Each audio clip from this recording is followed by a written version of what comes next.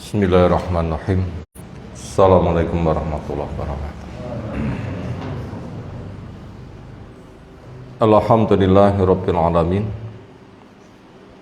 Alladzi arsala rasulahu bil huda wa dinil haqq liyudhhirahu 'ala dini kullih. Wa kafa billahi syahida. Wa asyhadu an la ilaha illallah wahdahu la syarikalah. Wa asyhadu anna Muhammadan abduhu wa rasuluh. Allahumma shalli ala Muhammad wa ala alihi wa ashabihi wa man tabi'ahum bi ihsanin ila yaumiddin. Ya ayyuhan nas ittaqu rabbakum alladzi khalaqakum min nafsin wahidah wa khalaqa minha zawjaha Babasa minhuma rijalan katsiran wa nisaa'a wattaqullaha alladzi tasaaluna bihi wal arham innallaha kana 'alaikum raqiba wa ba'du fa inna asdaqal hadisi kitabullah wa khairal hadyi hadi Muhammadin sallallahu alaihi wasallam syarrul umuri muhdatsatuha fa inna kulla muhdatsatin bid'ah wa kulla bid'atin dhalalah wa kulla dhalalatin finnar. Ayol ikhwah, naskurullah binikmati al-katsarah. Naqul alhamdulillahilladzi ahyana ba'da ma amatana wa ilaihin nusur. Wa aidan nadkur Allahumma inna ala dzikrika wa syukrika wa husni ibadatik. Allahumma anfa'na bima 'allamtana wa 'allimna ma yanfa'una warzuqna ilman yanfa'una. Allahumma inna nas'aluka wa tuqa wal afafa wal ghina. Allahumma inna nas'aluka ilman nafi'an wa rizqan thayyiban wa amalan taqabbalan. Dengan bismillahirrahmanirrahim kegiatan kita mulai. Makna bismillah adalah nabtadi'u fi'lana bi'aunillahi ta'ala ar-Rahman ar-Rahim. Kita memulai kegiatan kita sambil memohon pertolongan Allah Ta'ala, pertolongan Allah Ar-Rahman, pertolongan Allah Ar-Rahim. Dengan nikmat yang luas kita gunakan modal taat, semoga bersambung dengan nikmat yang enggak putus-putus. Satu Ramadan kita jalani. Semoga Allah memberikan kemampuan kepada kita untuk semuanya. Sejak dari kondisi yang aman, badan yang sehat, akidah yang masih terjaga, keislaman yang masih istiqomah,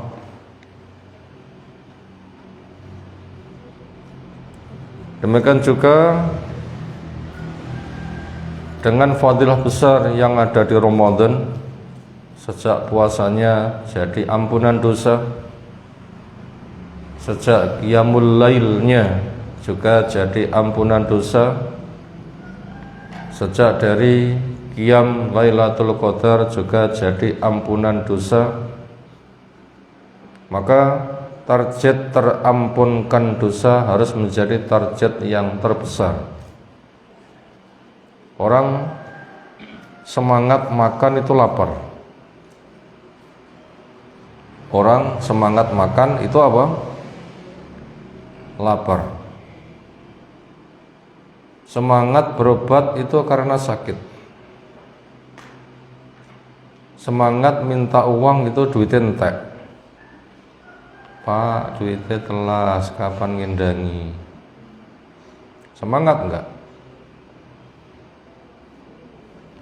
Demikian juga semangat mohon ampun berarti merasa banyak dosa-dosa.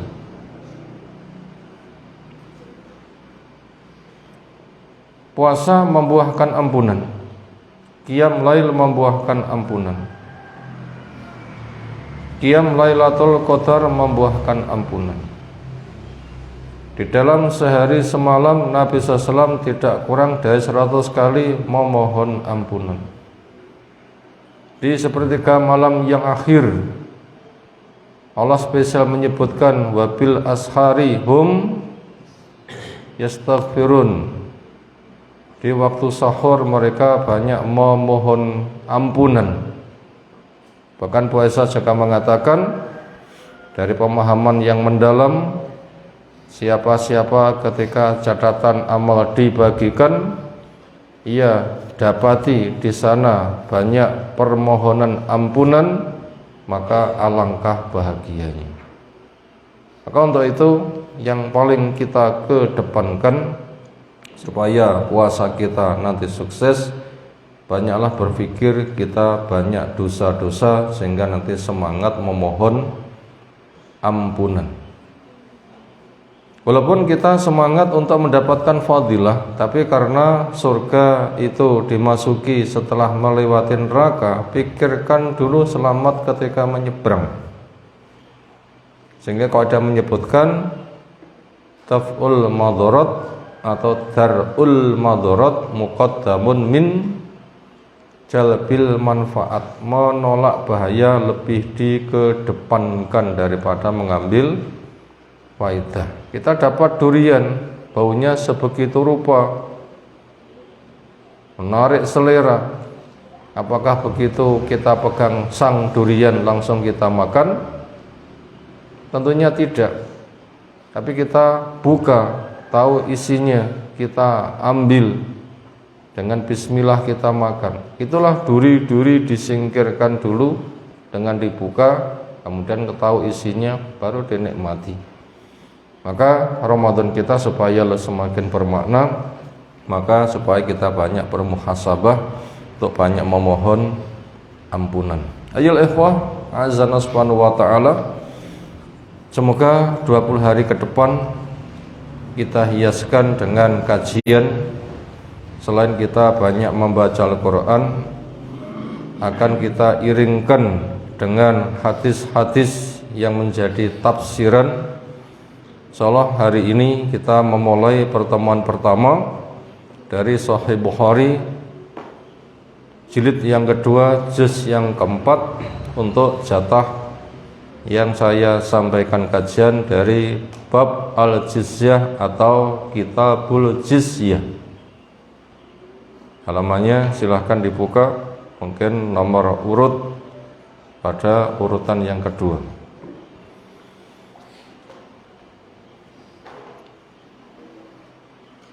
Pada buku yang ada diawali dengan Bismillahirrahmanirrahim oleh mu'alif Imam Bukhari Abu Abdullah Muhammad Ibn Ismail Ibn Ibrahim Ibn Mughirah Ibn Bardisbah Bukhari al-Ju'fi rahimahullahu ta'ala.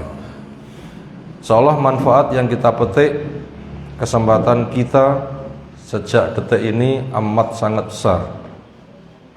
Pertama, kita selesai subuhan, duduk zikir, menunggu matahari terbit sempurna, yang nanti insyaallah kita sholat 2 rakaat mendapatkan nilai haji umroh sempurna, sempurna dan sempurna. Luar biasa fadilah. Yang kedua, orang yang duduk di majelis ilmu mendapatkan nilai haji tamatan hajjatuhu, sempurna hajinya, itu nilai pahalanya. Yang kedua. Lalu yang ketiga, orang yang tafaqquh fiddin mendapatkan nilai jihad, sebagaimana terkaji di surah At-Taubah yang ke-122 di kajian materi tafsir Jalalain di hari Senin malam Selasa di Masjid Mujahidin Setonorejo kemarin. Buat yang mengikuti itu mendapatkan nilai jihad. Itu sangat besar sekali fadilah yang kita dapatkan. Semoga saja kita paham, semoga saja Allah memberikan hidayah taufik. Dengan tahu kita paham, nanti akan muncul tertarik sehingga akan semangat mengerjakannya, sehingga Allah memberkahi kepada kita dengan husnul khotimah. Setelah diawali dengan Bismillahirrahmanirrahim, dimulai kegiatan sambil memohon pertolongan pada Allah Ta'ala. Berikutnya Kitabul Jizyah atau Babul Jizyah. Di dalam naskah kita ada beberapa yang ada di Sahih Bukhari, yang saya pegang Babul Jizyah. Tapi Imam Bukhari dari gurunya itu masuk pada tema Kitabul Jizyah. Kesimpulannya adalah membahas masalah jizyah. Makna bahasa jizyah adalah imbalan atau jaminan dari orang kafir ketika mereka tunduk kepada Islam. Jaminan atau kewajiban pembayaran dari orang kafir ketika mereka tunduk pada Islam.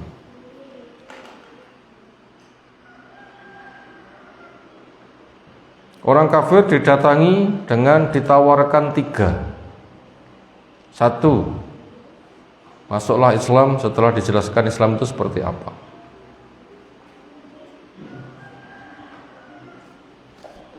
Tentunya dijelaskan hakikat diciptakannya jin dan manusia.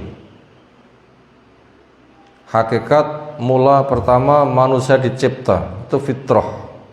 Sudah diambil janji, alastu birabbikum, bukankah aku Rabbmu?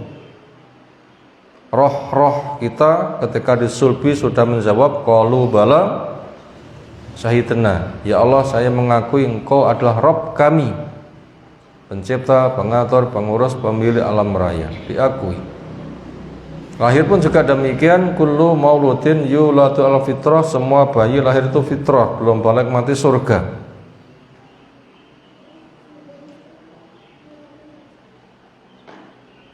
Demikian juga dicipta untuk beribadah, wa ma khalaqtul jinna wal insa illa liya'budun. Memang dunia dicipta untuk modal, kita di dunia untuk beramal. Allah sudah utus Rasul untuk mendapatkan wahyu dibacakan kepada umat, bimbingan bagaimana menghamba kepada Allah Ta'ala. Ini dakwah disampaikan kepada orang kafir, entah itu kirim surat atau utusan langsung atau utusan membawa surat sambil menjelaskan inilah hakikat Islam. Dengan ikrar 2 kalimat syahadat, Allah satu-satunya yang disembah dengan benar, sesembahan batil dibuang, dan cara beribadah dengan apa yang disampaikan oleh Rasulnya, yang Nabi punya tugas bagaimana telah kita ketahui sejak dimodali maksum. Setiap yang diomongkan itu adalah wahyu, sudah jelas gamblang, lalu dibacakan, dijelaskan tafsirnya, tanya akan dijawab, dicontohkan beramal, semuanya telah diajarkan supaya jiwanya suci. Yang mau mendapatkan kabar gembira, yang enggak mau mendapatkan ancaman. Memang program global adalah dikeluarkan manusia dari gelap menuju ke cahaya. Kepada orang kafir jelaskan semuanya. Bila sudah, silahkan kamu masuk Islam dengan kedua kalimat syahadat, lalu menegakkan sholat dan berzakat. Bila berpotensi hijrah, hijrah. Bila tidak berpotensi hijrah, itu dalam bentuk negaramu, kamu urus dengan cara itu. Apabila tawaran pertama tidak mau, maka tunduk dengan bayar pajak jizyah. Kemudian nilai orang per orang ketika bayar jizyah sesuai dengan kadar ekonominya. Setahun sekali ada yang bayar 1 dinar, atau ada juga yang 4 dinar, atau lihat seperti apa peran dia di masyarakat, dilihat juga bagaimana kadar ekonominya bisa besar, bisa kecil, nanti bisa ditimbang berapa kemudian dia bayar jizyah.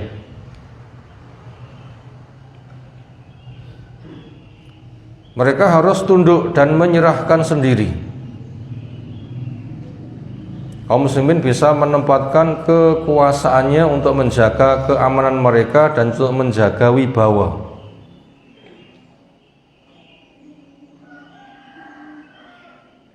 Menjaga keamanan mereka juga untuk menjaga wibawa. Itu bayar pajak jizyah. Lek wong sitok 1 dinar itu ada berapa?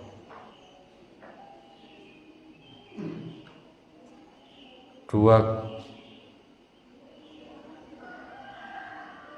gram seperempat.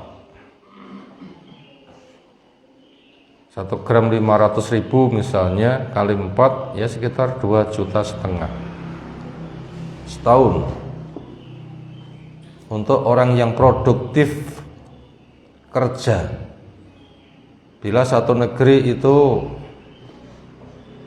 yang produktif itu ada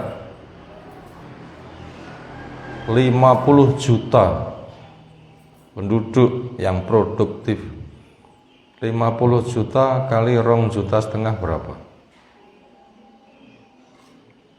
Wes jut-jutan ngono ki ngitung gambarne iso jut-jutan juga lah ya. Apa iso nyambung, pakai kalkulator. Banyak itu nanti. Apabila itu tidak mau maka perang. Bila sudah perang, orangnya bisa dibunuh atau dijual ke pasar budak, negaranya dirampas. Memang ketika orang itu tidak mau menjadi hamba Allah, yang menjadi hambanya hamba Allah. Kita semua hamba Allah dengan berislam, bertauhid. Bila tidak mau, jadi budak, sehingga menjadi hartanya hamba Allah, jadi modal untuk menghamba kepada Allah Ta'ala. Itu tadi tentang sejarah adanya jizyah. Bila kita cerita tentang jizyah, ini jelas cerita tentang perang. Karena adanya jizyah, orang kafir mendapatkan penawaran masuk Islam, bayar jizyah atau perang. Maka untuk itu kita butuh mengetahui tentang macam-macam peperangan. Ada berapa macam peperangan? Satu, perang terbesar,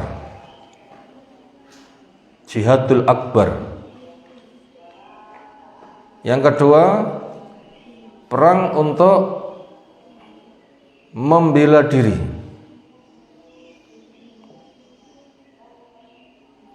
Istilahnya perang untuk membela diri, difa. Yang nomor tiga, perang untuk menuntut hak. Yang keempat, perang untuk meluaskan dakwah yang bisa berekspansi. Empat ini kita harus tahu, sehingga kita nanti berada pada perang yang mana.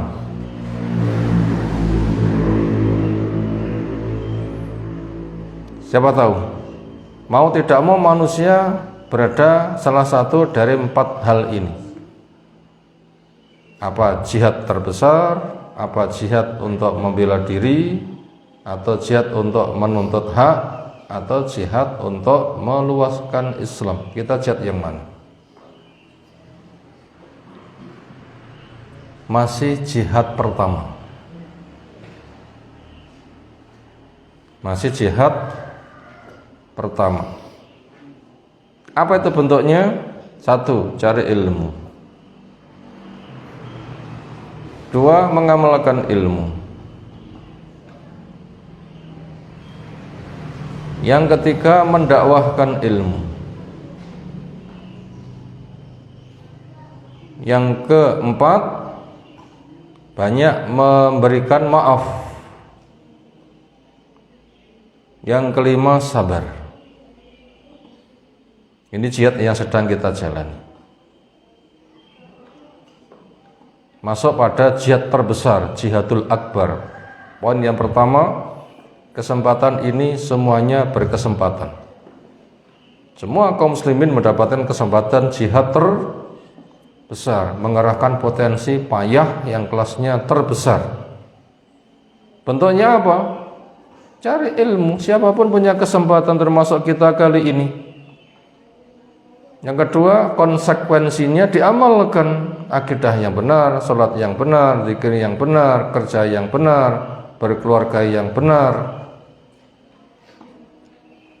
berperilaku yang benar, berakhlak yang benar, diamalkan. Yang ketiga, didakwahkan, memakmurkan masjid, mendirikan sekolah-sekolah sejak dari Raudhatul Atfal, Ibtidaiyah, Sanawiyah, Tawasithah, Aliyah. Nah, begitu. Ini kesempatan semuanya, laki, perempuan, tua, muda, termasuk para donaturnya, muhsininnya, dakwah. Kemudian yang keempat, banyak memberikan maaf. Sebab kadang kondisi semata berislam ketahuan itu ditindas. Kayak awal-awal Islam kaum muslimin di Mekah itu ditindas, pol. Maka banyak memberikan maaf. Seolah nggak ada orang yang aman, banyak memberikan maaf. Kemudian yang kelima, sabar. Dan alhamdulillah kita di negeri ini hidup dengan penuh kemerdekaan. Kita merdeka cari ilmu, kita merdeka mengamalkan ilmu, kita merdeka mendakwahkan ilmu. Kita pun juga harus banyak bersyukur karena berikan afiah, keadaan yang sentosa. Kita ketahuan keislaman kita gak ada gangguan. Makanya sabar kita ya tadi, sabar cari ilmu, sabar mengamalkan ilmu, sabar mendakwahkan ilmu. Ini jihad yang paling besar. Adapun jihad yang nomor dua butuh kita pahamkan, yaitu untuk menjaga, untuk membela diri. Ini kasusnya ketika dakwah Nabi SAW di Mekah 13 tahun, jihad terbesar ternyata mentok. Dalam artian beliau dikepung mau dibunuh. Nah begitu, akhirnya hijrah, mengembangkan dakwah di tempat lain yang mereka siap menerima dakwah ini. Madinah akhirnya yang dipilih. Dikirimkan dai untuk mendakwai sehingga masyarakatnya betul-betul telah kedatangan Islam, tahu dan siap menjadi pembela, menyerahkan dirinya setelah mereka berilmu dengan benar, berislam dengan benar, kemudian menyerahkan hartanya, negaranya, siap menampung orang yang hijrah, sehingga kaum muslimin berbondong-bondong dari Mekah menuju ke Madinah. Mekah tempat yang mengerikan, sampai nabinya dikepung mau dibunuh, akhirnya harus lari menyelamatkan diri, hijrah. Di Madinah akhirnya terjaga aman, dan orang Madinah itu menyerahkan semuanya, dirinya dengan masuk Islam, hartanya siap untuk diserahkan, negaranya bisa menjadi medan menampung. Bila para muhajir itu sapi-sapinya, Madinah itu tanah dan kandang bersama pakannya. Tanahnya luas, kandangnya ada, pakannya melimpah. Kaum muslimin datang bagaikan sapi-sapi, bisa bergembala dengan leluasa, berternak dan sebagainya. Gambaran Islam diterima, bisa berkembang, didakwahkan, sehingga orang Madinah itu kompak. Nah, perang yang ada ketika Quraisy hendak menyerang kaum muslimin membela diri, semisal perang Badar, itu membela diri, itu sifatnya. Itu perang jenis yang kedua, dan kita belum masuk pada yang seperti itu. Kita sudah diusir belum? Gara-gara Islam mau dibunuh, sudah belum? Belum. Justru kita malah dicari orang, Mas, lagi ngaji sing tenanan, dadi santri sing tenanan. Berakidah yang bener, ibadah yang bener, hafalkan Al-Quran, kuasai bahasa Arab, perdalam ilmu, sehingga betul-betul siap menjadi dai-dai. Nanti datang ke rumah kami, saya siapi masjid lengkap dengan perumahannya. Lek pengen rabi, sapa sing tak pilih? Kamu rabi pengen perempuan toh? Ya. Iya. Masa enggak? Mau pilih siapa?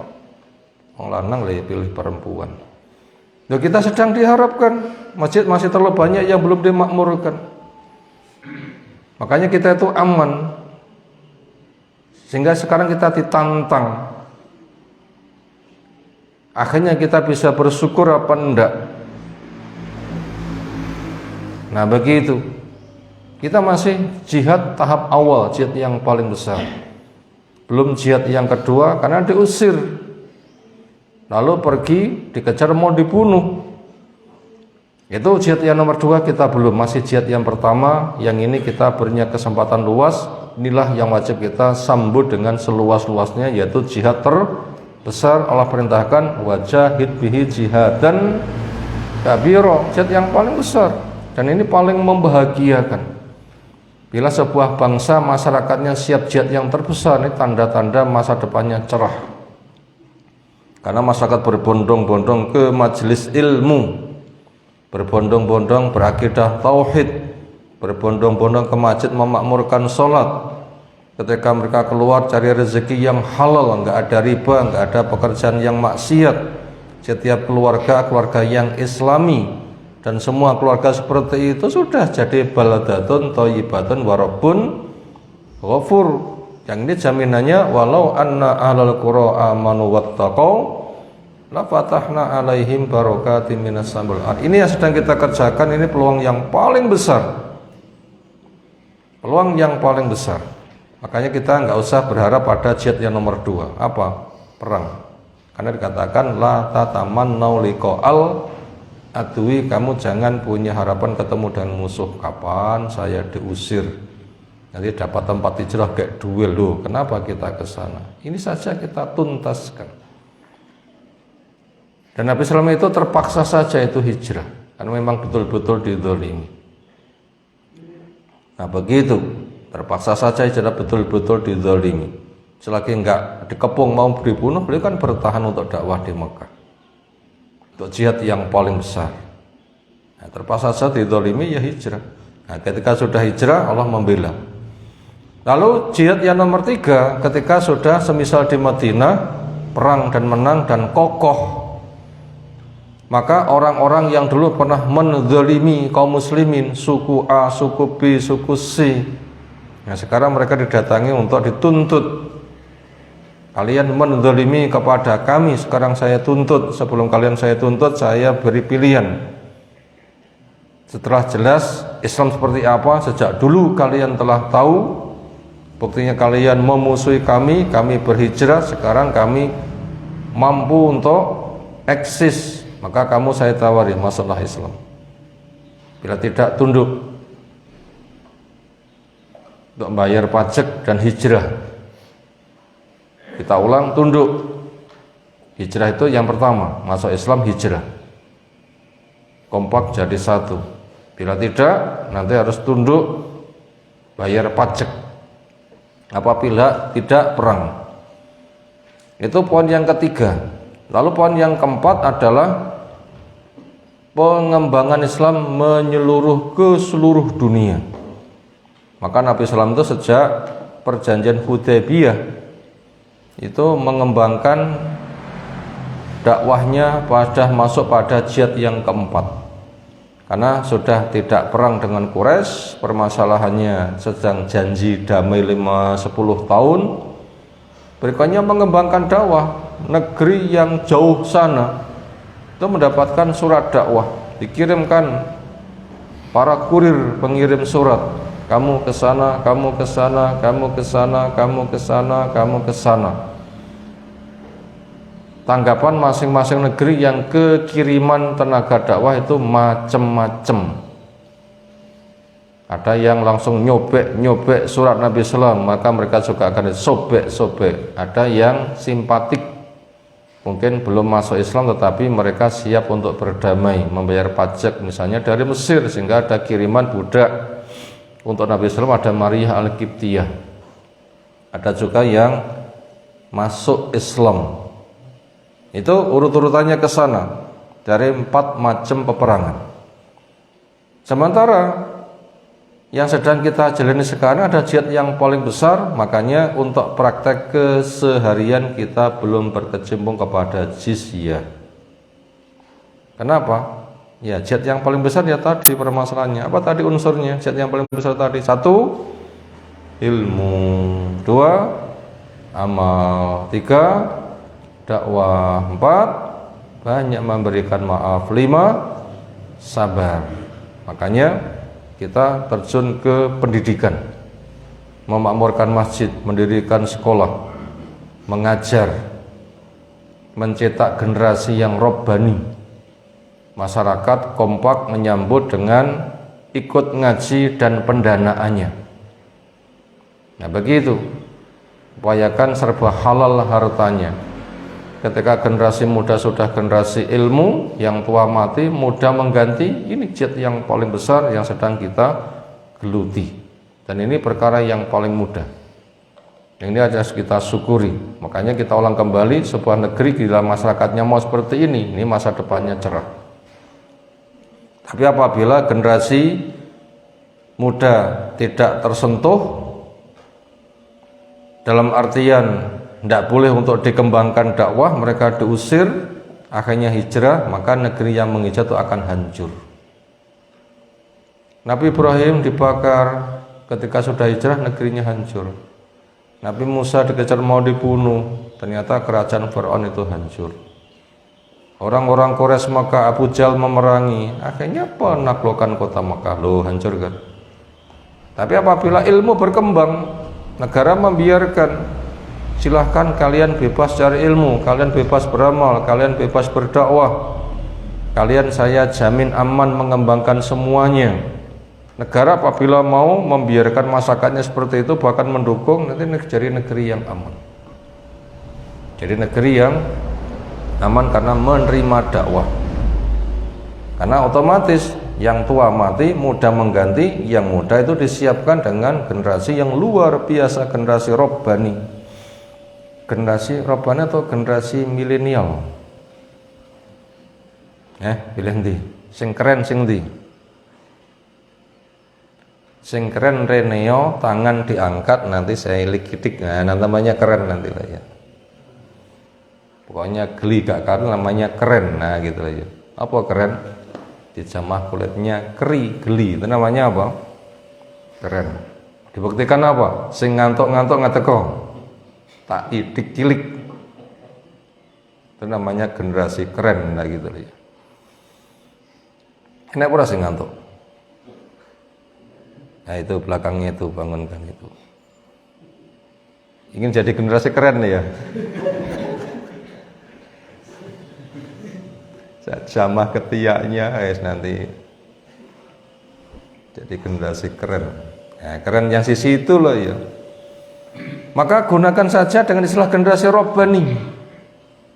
Itu ada 3 unsur. Apa itu? Alim, amil, dan muallim. Itu generasi robbani ada 3 unsur. Alim ahli ilmu, amil yang mengamalkan ilmu, muallim yang mengajarkan ilmu. Itu generasi robbani. Yang tadi diperintahkan kunu robbaniyin, supaya kalian jadi generasi robbani. Nah begitu. Ini harus kita siapkan. Harus kita siapkan. Semuanya menyiapkan kepada program ini, menyiapkan program ini. Anak-anak kita, cucu-cucu kita, masyarakat kita, ternyata kita bebas berdakwah. Itu pun juga bisa kita ekspos kemana-mana. Jihad yang paling besar. Gak usah sibuk rebutan kekuasaan, ujung-ujungnya mengge golek kekayaan. Makanya ambisi pada kekuasaan jangan. Tapi kalau diamanati budal. Tapi jangan ambisi cari, itu biasanya cari kekayaan. Tapi lo diamanati berarti punya kemampuan. Sebagai generasi robbani, berangkatlah. Nah begitu, berangkatlah. Sudah diamanati. Itu tadi tentang membahas masalah jizyah. Ini sudah kita kupas panjang lebar. Karena sebagai dasar pemikiran ya kita mapankan dulu.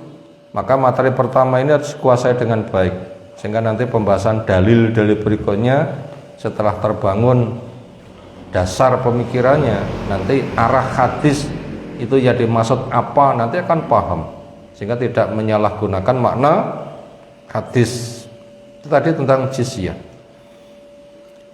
Sudah kita sebutkan macam-macam peperangan, dan kita berada pada mana, jizyah itu berada pada mana, akan tahu ternyata kita belum banyak menyentuh dengan jizyah, tapi kita memahami permasalahan.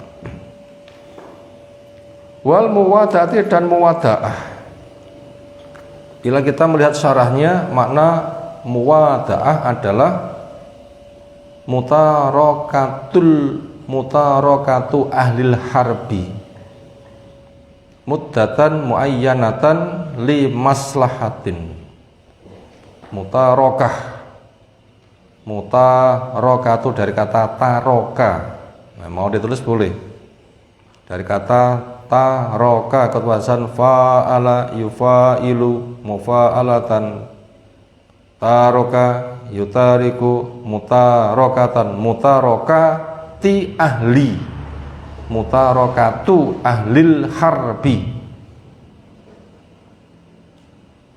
mutarokatu ahlil harbi muddatan muayyanatan limaslahatin. Ini pensyarahannya supaya kita tahu maknanya, makanya ada pensyarahan.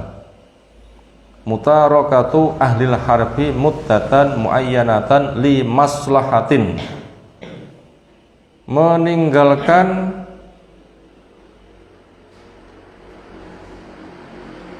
peperangan. Mutarakatu ahlil harbi, meninggalkan peperangan, gak perang.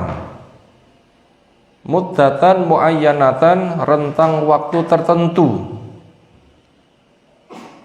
Li maslahatin, karena sebuah maslahat. Terus yang lain, muwada'ah itu damai atau gencatan senjata. Damai atau gencatan senjata. Yang semula berstatus perang, sementara perangnya libur. Nah begitu, perangnya libur untuk rentang waktu tertentu dengan ketetapan begini begitu. Contohnya muwada'ah, damai, gencatan senjata, itu akhirnya terjadi perjanjian Hudaybiyah. Tahun berapa Hudaybiyah? Tahun 6. Tahu sejarah kita, harus tahu sejarah. Jas merah, jangan lupakan sejarah. Jangan melupakan sejarah. Kenapa? Memahami Islam tanpa sejarah sulit. Maka kita wajib belajar sejarah sehingga tahu penerapan tahapan demi tahapan yang dikerjakan Nabi SAW. Makanya jas merah, jangan melupakan sejarah. Sirah itu penting. Yaitu tahun 6 Hijriah, Nabi Islam itu hendak umroh bersama 1.400 orang.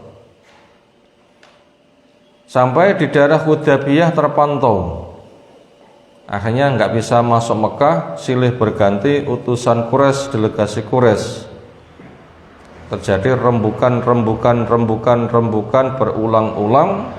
Akhirnya utusan mereka terakhir namanya Suhail bin Amr. Kata Nabi SAW, semoga urusannya mudah. Sahlun, Suhail itu mudah, Amr, Suhail bin Amr itu namanya fa'al. Ada sebuah gejala lalu ditakwil dengan kebaikan. Nah begitu. Misalnya rembukan berulama itu gagal ketika utusan mereka datang. Siapa dia namanya? Suhail bin Amr. Oh, semoga nanti urusannya mudah. Itu namanya fa'al. Dan sering orang itu perilakunya sesuai dengan nama, sering.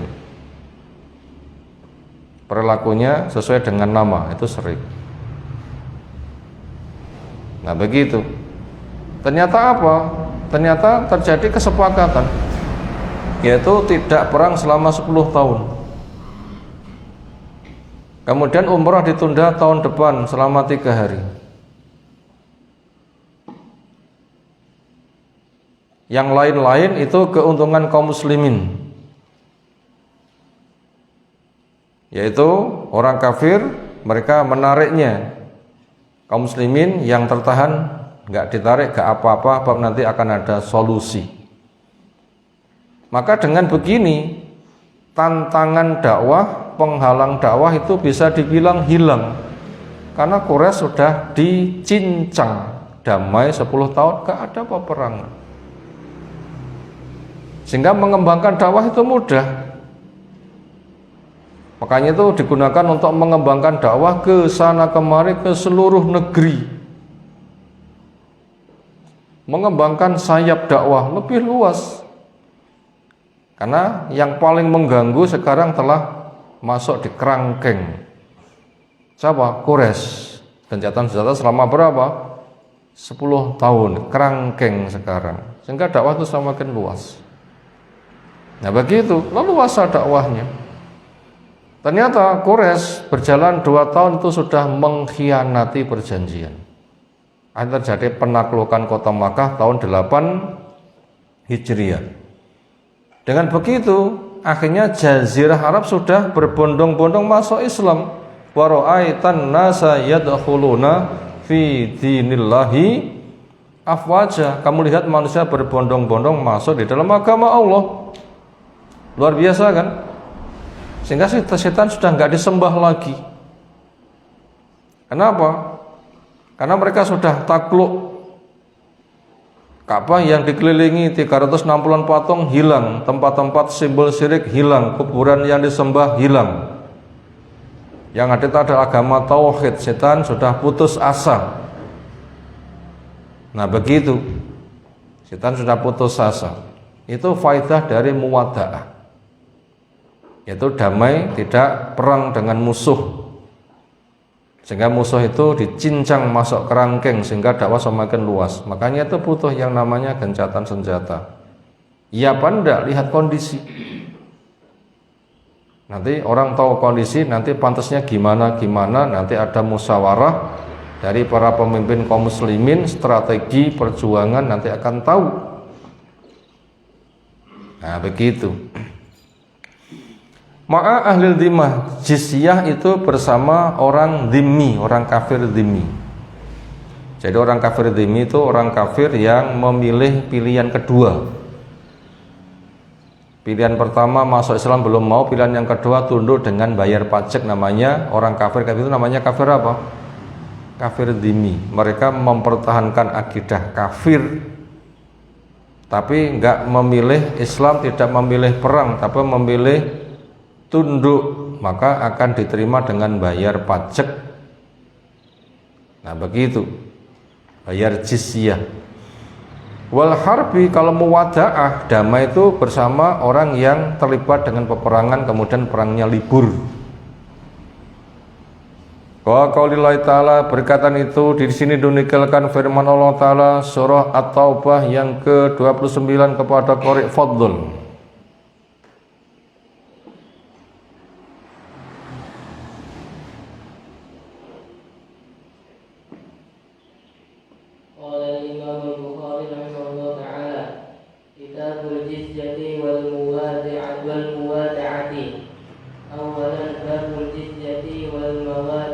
Muwada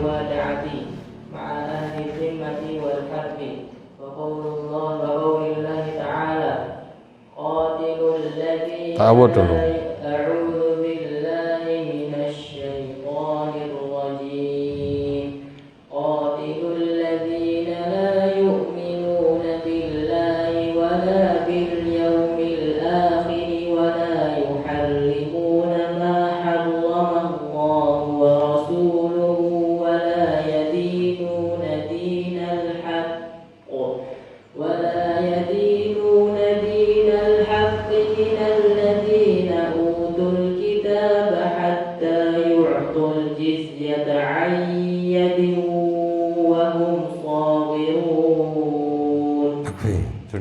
Ke situ dulu. Kita ansur.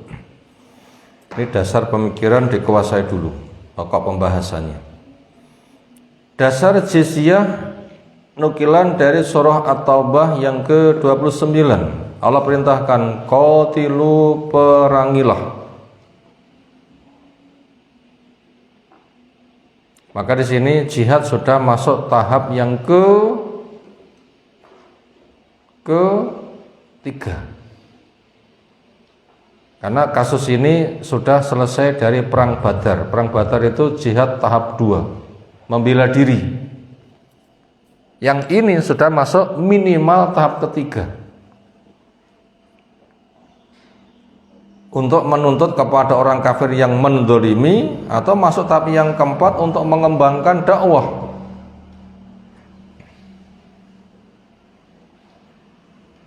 Jadi luar biasa, Nabi SAW itu sudah masuk pada jihad yang lengkap. Nah, kita masih tahap yang pertama, jauh. Tapi kita mensyukuri, karena tujuan yang paling besar, jihad yang paling besar ini. Qatilu, perangilah. Ini sudah punya wilayah, sudah punya masyarakat, sudah mampu perang, sudah bisa mengembangkan. Alladzina, orang-orang, perangilah orang-orang yang la yu'minuna billah, mereka tidak beriman kepada Allah, tidak bertauhid. Berarti mereka itu syirik. Wala bil yaumil, dan juga tidak iman kepada hari akhir. Buktinya mereka tidak taat, karena enggak ada akidah, akhirnya enggak ada ibadah. Enggak masuk Islam, berarti ya enggak ada sholat. Sehingga mereka hanya nyembah dunia, enggak menyiapkan hari akhir. Tidak beriman pada Allah, tidak beriman pada hari akhir. Iman pada akhir itu adalah taat. Wala ya yuharimuna, dan mereka tidak mengharamkan ma haramal, apa yang Allah mengharamkan, wa rasul, apa yang Rasul mengharamkan. Allah mengharamkan babi, Allah mengharamkan zina, Allah mengharamkan riba. Ternyata mereka makan babi, riba, zina. Berarti jelas-jelas membangkang. Wala yadinuna dinal hakim, mereka juga tidak beragama dengan agama yang hak, yaitu agama Islam, agama tauhid, agamanya para nabi, agamanya para rasul. Nah, ternyata mereka tidak beragama dengan agama yang hak ini.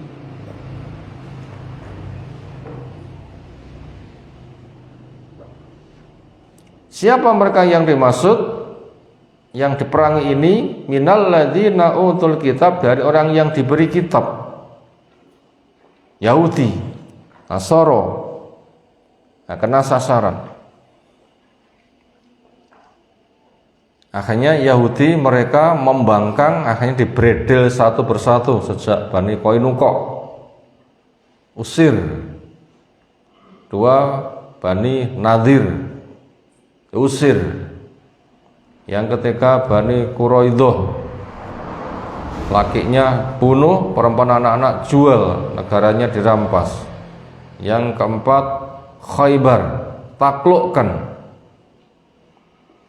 orang-orangnya dimanfaatkan untuk ngolah lahan kaum muslimin. Orang-orangnya dipertahankan untuk mengolah lahan kaum muslimin, jadi orang kafir dzimmi. Jadi orang kafir dzimmi. Itu orang-orang Yahudi. Adapun orang-orang Nasoro, akhirnya terjadi perang sejak dari Mu'tah, perang Yarmuk, perang Tabuk, itu menghadapi Nasoro.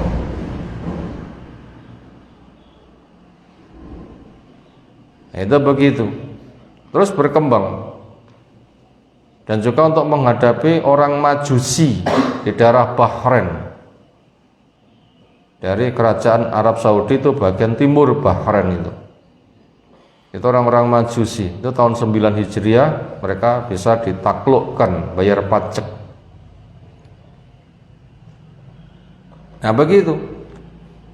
Hatta sehingga perang itu baru bisa dihentikan, yaitu mereka mau menyerahkan ala jizyata, jizyah.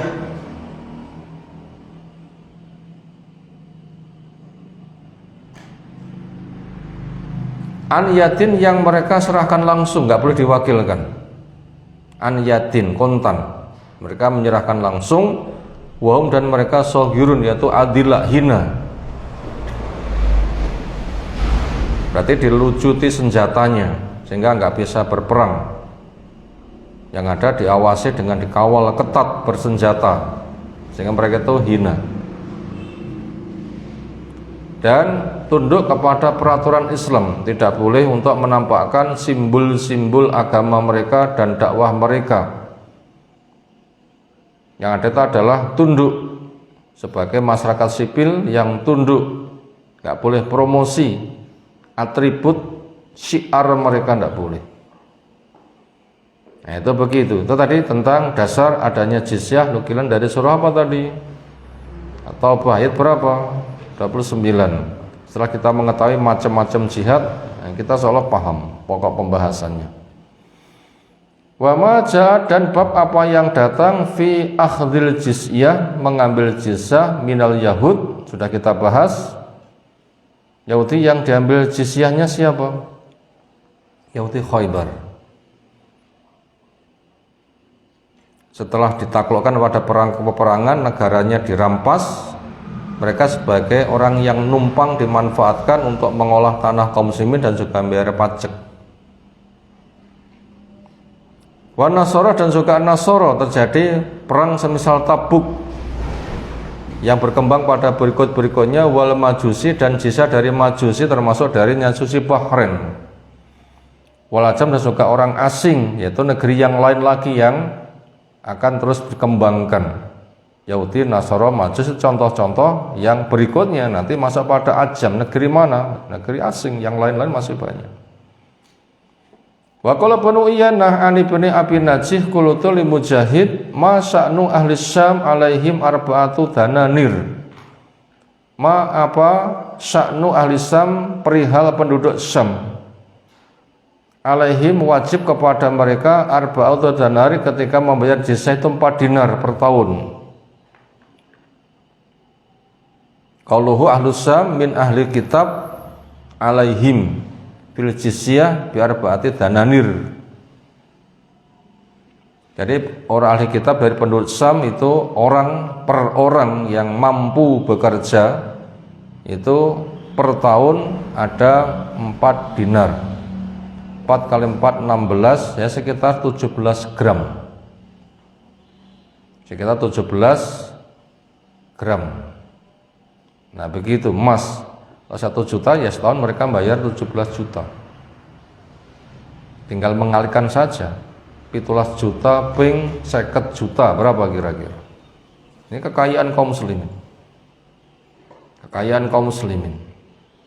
Itu pajak dari mereka. Kenapa kalau penduduk Syam itu jizyahnya 4 dinar, wa ahlul Yaman, sementara penduduk Yaman alaihim jizyah yang dikenakan kepada mereka dinarun, hanya 1 dinar. Loh kok nggak sama? Kenapa kok beda kadar pembayaran jizyahnya?